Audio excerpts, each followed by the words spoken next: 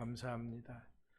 오늘은 열왕기하 6장 14절로부터 19절 말씀을 중심으로 해서 하나님의 시선으로 바라보자라는 제목으로 같이 은혜를 나누고자 합니다. 이런 일이 있었습니다. 중동 지역에 아라비아만이라고 있는데 거기에 오만이라고 하는 나라가 있습니다. 이 오만의 한 어부가 고기잡이를 하던 중 이제 그물을 거두고 항구로 돌아오려고 하는데 뭔가 묵직한 느낌이 들었습니다. 설레는 마음으로 그물을 끌어올려 보니까 거기 든 것은 기다리던 물고기 떼가 아니었습니다. 심한 악취가 진동하는 기름덩어리였습니다. 낙심한 채 돌아왔지만은 뒤늦게 알고 보니까 이것은 바다의 로또라고 불리는 용연향이었습니다. 이 용연향은 수컷 향고래의 배설물입니다. 이것이 향수의 재료로 쓰이는데 그람당 45,000원 정도 한다고 합니다. 엄청난 가격이지요.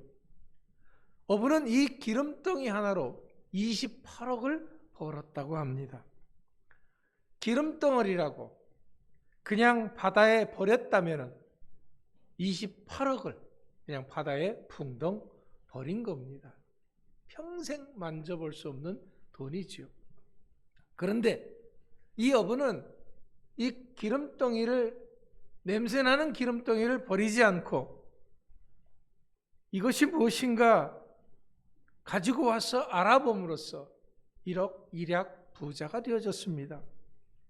아무리 바다의 보물인 용연향이라고 할지라도 모르고 보면은 그냥 냄새나는 기름덩어리에 불과한 것입니다.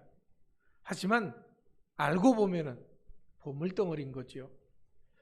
우리가 무엇을 보더라도 이렇게 어떻게 보느냐에 따라서 그 상황은 얼마든지 달라질 수가 있는 것입니다. 그런데 우리는 뭘 봐도 내가 배운 것에 근거해서 보게 됩니다. 내가 경험한 한도 내에서 보게 됩니다. 그것도 다 보는 것이 아니라 내가 보고 싶은 것만 보는 것이 우리들의 한계다라는 겁니다. 우리는 이제까지 이렇게 살아왔습니다. 그렇다면 이것이 뭔 문제가 됩니까? 이렇게 살아왔는데 문제가 되더라고요. 무슨 문제가 됩니까? 이런 눈으로 우리가 이제까지 세상을 보아왔기 때문에 우린 두려움과 불안 속에서 살아왔던 것입니다. 걱정과 근심 속에서 살아왔습니다. 절망과 좌절 속에서 살아왔습니다. 때론 상처받고 숨어 지내기까지 했습니다. 다른 사람을 원망하고 하나님을 불신했던 것입니다. 그렇다면 우리들이 가져야 할 시선은 어떤 것입니까? 무엇보다도 우리는 하나님의 시선을 가져야 됩니다. 이게 다른 말로는 믿음의 시선으로 세상을 본다라는 그런 말입니다. 그러면 무엇이 달라집니까? 달라집니다. 불안과 두려움을 떨쳐버릴 수가 있습니다. 걱정과 근심에서 벗어날 수 있습니다. 절망과 좌절을 딛고 일어설 수 있습니다. 자신 있게 세상을 살 수가 있고 온전한 믿음의 사람으로 우뚝 설 수 있습니다. 그렇다면 우리가 가져야 할 하나님의 시선은 어떤 것입니까? 먼저 오늘 우리는 본문을 좀 살펴보면서 그 시선이 어떤 것인가 하는 것을 알아보려고 합니다. 오늘 본문의 말씀을 보면은 선지자 엘리사가 도단이라고 하는 성에 머물고 있었습니다. 그런데 어느 날 아람 군대가 쳐들어와서 성을 에워쌌습니다. 이제 아침에 그 사환이 먼저 일어나서 나가 보니까 성 주변을 정말 새카맣게 아람 군대가 말과 병거들이 가득한 것을 보게 됩니다. 이 엘리사의 사환이었던 게하시가 이 모습을 보고서는 호들갑을 떨면서 엘리사 선지자에게 와서 이제 큰일 났다고, 죽게 생겼다고 보고를 하는 거지요. 그런데 엘리사는 아무렇지도 않습니다. 지금 이 엘리사의 사환 게하시는 아람 군대가 이 성을 뺑 둘러싸서 이제는 꼼짝없이 죽게 생겼는데, 그러면서 오금이 저리고 있는데 엘리사는 아무렇지도 않아요. 어떻게 이럴 수 있습니까? 이것이 바로 어떤 시선으로 세상을 바라보느냐의 차이인 것입니다. 게하시의 눈에는 분명 아람 군대가 성을 둘러싸고 있는 것을 보았습니다. 그렇기 때문에 근심, 걱정을 한 것입니다. 두려움 속에 빠진 것입니다. 이것이 게하시가 가진 육신의 눈으로 세상을 본 결과인 것입니다. 그런데 엘리사는 그렇지 않았습니다. 16절 말씀에 이렇게 기록합니다. 두려워하지 말라. 우리와 함께한 자가 그들과 함께한 자보다 많으니라. 어떻게 그럴 수 있습니까? 지금 눈에 보이는 것은 분명히 엘리사와 사환 둘뿐이었습니다. 그런데 이게 무슨 자다가 봉창 두드리는 소리입니까? 그렇다면 엘리사 선지자의 말이 거짓말입니까? 허황된 말입니까? 아닙니다. 진실입니다. 그런데 어떻게 이렇게 차이가 나는 것입니까? 지금 게하시는 단순히 육신의 눈으로 보이는 세상을 본 것이고, 이에 반해서 엘리사 선지자는 영적 눈으로 세상을 보았기 때문에 그렇습니다. 그럼 어떤 것이 진실입니까? 둘 다 진실이고 둘 다 실제입니다. 그래서 엘리사 선지자는 이 게하시의 영적인 눈을 열어서 볼 수 있게 해달라고 하나님께 기도했습니다. 그러자 게하시는 드디어 엘리사 선지자가 본 그것을 보게 됩니다. 17절에서 그래서 이렇게 기록합니다. 불말과 불병거가 산에 가득하여. 그렇습니다. 하늘의 천군과 천사가 엘리사 선지자를 둘러서 싸고 있는데, 그 아람 군대보다 더 많은 천군과 천사들이 둘러 진을 치고 있기 때문에 걱정할 거 하나 없다라는 거예요. 두려워할 거 하나 없다라는 겁니다. 그렇습니다. 영적인 눈이 안 떠지면 이렇게 육신의 눈으로 보이는 것밖에는 볼 수가 없습니다. 그래서 두려움에 빠질 수밖에 없는 것입니다. 사탄은 자꾸만 우리들의 눈을 어둡게 해서 봐야 할 것을 보지 못하게 만듭니다. 들어야 할 것을 듣지 못하게 합니다. 그래서 우리 인생이 자꾸만 후회거리가 생기는 것입니다. 그렇다면 우리가 후회 없는 인생을 살기 위해서 가져야 할 하나님의 시선은 어떤 것일까요? 첫 번째는 우리가 가져야 할 시선은 부분이 아니라 전체를 보는 것입니다. 문제는 우리가 아무리 부분이 아닌 전체를 보고 싶어도 볼 수 없다는 것입니다. 우리는 뭘 보아도 보이는 것 중에서도 일부만 보게 됩니다. 아주 지극히 일부만 보게 되는 거예요. 분명히 내 눈은 보고 있는데 이렇게 다 보이는 것 같은데 사실은 그게 아닐 거예요. 우리는 너무 커도 못 봅니다. 너무 작아도 못 보는 거예요. 또 보이는 것 중에서도 내가 보고 싶은 것만 눈에 보이는 것이 우리들이다라는 거지요. 이렇게 우리는 한 부분만을 보니까 실수가 많은 겁니다. 잘못된 판단을 하는 거지요. 하지만 우리 하나님은 부분이 아닌 전체를 보시는 분입니다. 하나님은 창조주 하나님이시기 때문에 창조의 부분이 아닌 전체를 다 보시고 아시는 분이십니다. 전능하신 하나님은 우리들의 처음과 끝을 아십니다. 세상의 처음과 끝을 아십니다. 온 우주의 모든 것을 다 보고 알고 계시는 분이 우리 하나님이시다라는 거지요. 뿐만 아니라 작은 부분도 아주 세밀하게 보십니다. 그래서 마태복음 10장 30절에 보면 너희에게는 머리털까지 다 세신 바 되었나니라고 하신 것입니다. 우리 몸에 작은 세포 하나까지도 다 헤아리시고 살피시는 분이 우리 하나님이신 줄 믿으시기 바랍니다.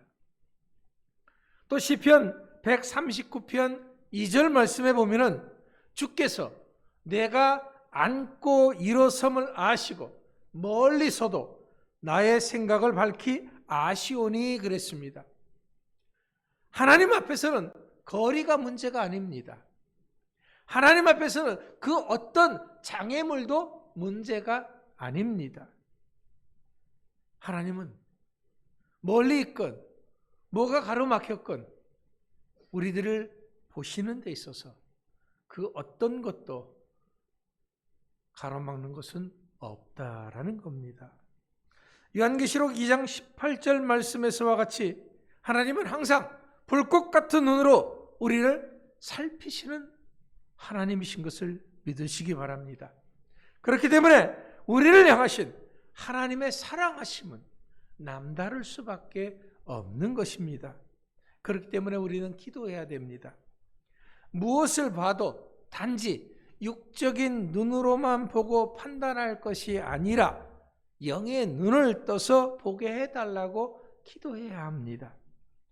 부분만 보는 것이 아니라 전체를 볼 줄 아는 눈이 있게 해달라고 기도해야 하는 것입니다. 두 번째, 우리가 가져야 할 시선은 현재가 아니라 미래를 보는 것입니다. 그런데 우리는 현재만을 볼 수밖에 없습니다.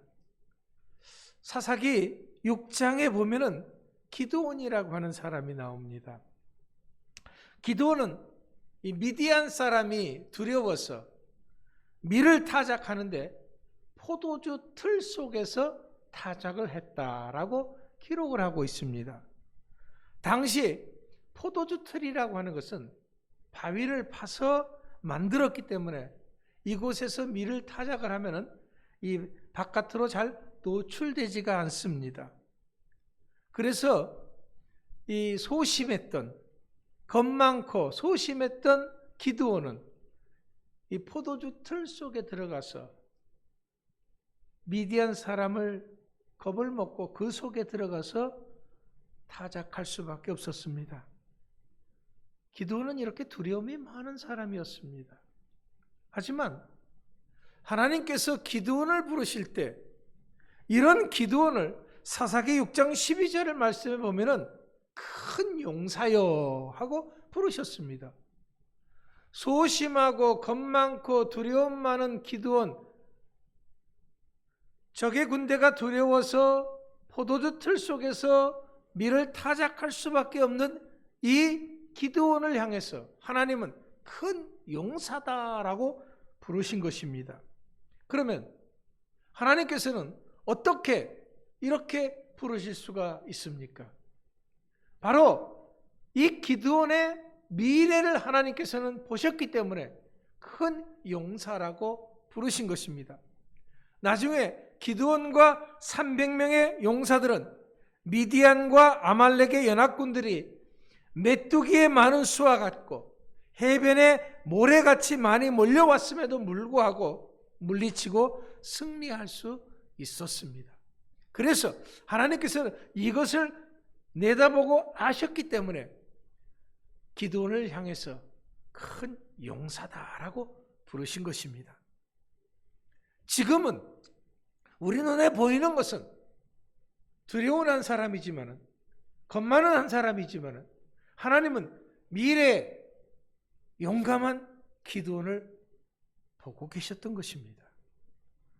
요한복음 8장 4절에서 예수님은 간음하다가 잡힌 여인을 만나게 됩니다. 사람들은 이 여인을 돌에 맞아 죽어야 할 사람으로 보았습니다. 그러나 예수님은 이 여인의 과거나 현재가 아닌 변화된 미래를 보았기 때문에 용서할 수 있었던 것입니다. 예수님의 택하심도 그렇습니다. 고린도전서 1장 26절서부터 29절까지 해서 예수님은 세상의 미련한 것들, 세상의 약한 것들, 세상의 천한 것들을 택하셨다고 했습니다. 왜 그렇습니까? 지금은 보잘것없어도 이들의 미래를 아시기 때문에 그렇습니다. 그래서 우리 주님은 이런 사람들을 택하심에 있어서 결코 주저함이 없었던 것입니다. 세상적인 시각으로 사람을 택하신 것이 아니다라는 거죠. 우리를 택하심도 마찬가지입니다. 지금의 우리가 아닌 우리들을 통해서 이루실 미래를 보았기 때문에 하나님께서 택하신 것입니다. 변화된 미래를 보셨기 때문에 우리들을 택하신 것입니다. 우리들은 우리 스스로가 생각하기에 메뚜기처럼 생각할 수도 있습니다. 보잘것없는 그런 우리들로 생각할 수가 있습니다. 그러나 우리 주님은 우리를 결코 그렇게 보지 않습니다. 우리들을 통해서, 변화된 우리들을 통해서 더 놀라운 일을 이루실 미래를 보시고 여러분들을 택하신 줄 믿으시기 바랍니다. 그렇기 때문에 우리들은 지금만 보고 실망할 것이 아닙니다. 현실만 보고 좌절할 것이 아닙니다. 주님께서 펼치실 미래를 바라보고 나아갈 수 있는 여러분들이 될 수 있기를 축원합니다. 마지막 세 번째로 우리가 가져야 할 시선은 껍질이 아니라 본질을 볼 줄 아는 겁니다. 문제는 우리 눈에는 현실만 보이죠. 겉만 보인다라는 겁니다. 그래서 무슨 일이 생기면은 상황만을 보고 판단을 합니다. 어떤 일이건 사람이건 다 마찬가지예요. 겉에 드러난 것만을 보고 평가를 하고 판단을 하지요. 그래서 실수가 많은 겁니다. 하지만 우리 하나님은 우리들의 겉이 아닌 속을 살피신다고 하셨습니다. 로마서 8장 27절에서 우리 주님은 우리들의 세밀한 마음속까지도 살피시는 분이시라고 했습니다. 그렇기 때문에 왜 이런 일이 일어났는지, 사건의 본질이 무엇인지를 정확히 아시는 분이십니다. 그래서 사람은 속일 수 있어도 하나님은 못 속인다는 것입니다. 우린 누가 무엇을 했는데 그것이 잘못되어지면 그 잘못된 것만을 가지고 난리를 칩니다. 왜 그렇게 했는지를 단 한 번이라도 물어보면 좋을 텐데 그렇게 하지 않고 자신이 보고 들은 그것을 근거로 해서 모든 것을 판단을 합니다. 그래서 실수가 많은 겁니다. 하지만 우리 하나님은 그렇지 않습니다. 우리의 겉모습만 보고 판단하고 평가하시는 분이 결코 아닙니다. 그렇기 때문에 하나님은 결코 실수하지 않으십니다. 그렇다면 하나님의 시선으로 본 우리들의 본질은 무엇일까요? 지금 눈에 보이는 우리들의 겉모습은 초라하고 비천해 보일 수 있습니다. 하지만 하나님은 우리의 겉모습이 아닌 우리의 영혼을 보십니다. 우린 하나님의 형상대로 만들어진 너무나도 귀한 존재들이기 때문에 그렇습니다. 그래서 하나님은 우리들을 온 천하보다도 더 귀하게 여기십니다. 그런데 이렇게 보지 못하게 만드는 존재가 있습니다. 그것이 바로 마귀 사탄입니다. 우리들의 본질을 아주 나쁜 존재로 여기게 만듭니다. 별 볼 일 없는, 가치 없는 그런 존재로 보게 만듭니다. 하지만 우리 인생들은 결코 단순하게 세상 물질로서 시작된 존재들이 아닙니다. 물론 우리들은 흙으로 만들어진 것은 사실입니다. 하지만 이것이 전부는 아닙니다. 만약 여기서 끝이라면 우리는 다른 피조물들과 별반 다를 것이 없을 겁니다. 중요한 것은 하나님이 우리를 만드시고 그 코에 생기를 불어 넣으셨다라고 했습니다. 그래서 우리가 된 겁니다. 이것이 피조물과의 확연한 차이점인 것입니다. 이것이 우리들의 본질인 것입니다. 우리들을 이렇게 다른 피조물과는 근본부터 다른 존재들인 것입니다. 이런 인생들이 마귀 사탄의 역사로 죄인이 되었습니다. 죽을 수밖에 없는 인생들이 되었다라는 거지요. 하나님의 은혜와 사랑 속에서 더 이상 살 수 없는 존재들이 된 것입니다. 이것을 세상 그 무엇으로도 돌이킬 수 없는 것을 아셔서 이것을 안타깝게 여기셔서 하나님께서는 독생자 예수 그리스도를 이 땅에 보내셨고 예수 그리스도가 십자가에서 죽게 하셨습니다.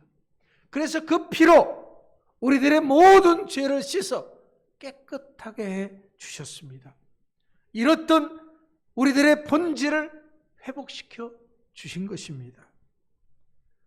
우리들이 더 이상 짐승이나 물질이 아닌 하나님의 자녀로서 살게 해 주신 것입니다. 왕 같은 제사장이 되게 해 주신 것입니다. 이것이 우리의 본질인 것입니다. 사랑하는 성도 여러분, 그렇다면 오늘 본문 속에서 우리에게 말씀하고 있는 본질이 뭘까요? 아람 군대가 쳐들어온 겁니까? 그런데 놀랍게 하늘의 천군과 천사들이 막아준 겁니까? 아닙니다. 우리들이 하나님의 시선으로 세상을 볼 줄 알아야 한다는 것입니다. 영적인 눈을 떠야 한다는 것입니다. 그래서 하나님이 어떻게 우리들을 사랑하시는 줄, 하나님이 어떻게 우리를 지키시는 줄을 똑바로 보라라는 거죠. 그래야 우리가 더 이상 세상을 두려워하지 않고 이기고 승리할 수가 있기 때문에 그렇습니다. 또한 우리는 지금만 볼 것이 아니고 미래를 볼 줄 알아야 한다는 것입니다. 지금은 둘러싼 아람 군대로 인해서 죽을 것 같습니다. 하지만 이스라엘은 반드시 승리합니다. 우리들도 승리합니다. 그렇기 때문에 우리가 겉만 볼 것이 아닙니다. 본질을 볼 줄 알아야 합니다. 본질이라고 하는 것은 단순하게 불말과 불병거들의 퍼레이드가 아닙니다. 하나님의 사람은 하나님께서 친히 지키시고 보호하신다라는 거지요. 그렇기 때문에 세상을 두려워하지 말고 하나님을 믿기만 하라라는 것입니다. 이것이 우리들을 사랑하시는 하나님의 말씀이기도 한 것입니다. 하나님의 사랑하심을 입은 사람은 여러분, 하나님이 친히 지키십니다. 하나님이 보호하십니다. 하나님은 하늘의 천국과 천사들을 다 동원해서라도 우리들을 보호하시고 지키십니다. 반드시 이기고 승리케 하십니다. 그렇기 때문에 더 이상 우리가 육신의 눈으로 세상을 보고 겁먹고 두려워할 것이 아닙니다. 우리의 미래는 승리하는 것이지 지는 것이 아닙니다. 그것도 넉넉히 이길 것이라 그랬습니다. 지금 여러분의 처한 상황을 보고 두려움과 좌절과 절망 가운데서 어찌할꼬 염려하는 분이 있다면 안심하시기 바랍니다. 왜? 우리는 하나님을 믿습니다. 전능하신 하나님, 창조주 하나님이 나를 사랑하시고 나를 지키시고 나로 하여금 승리케 하는 것을 믿으시기 바랍니다. 이젠 영안을 열어서 하나님의 시선으로 세상을 보고 그래서 이기고 승리하기에 조금도 부족함이 없는 여러분들이 다 될 수 있기를 간절히 축원합니다. 기도하겠습니다.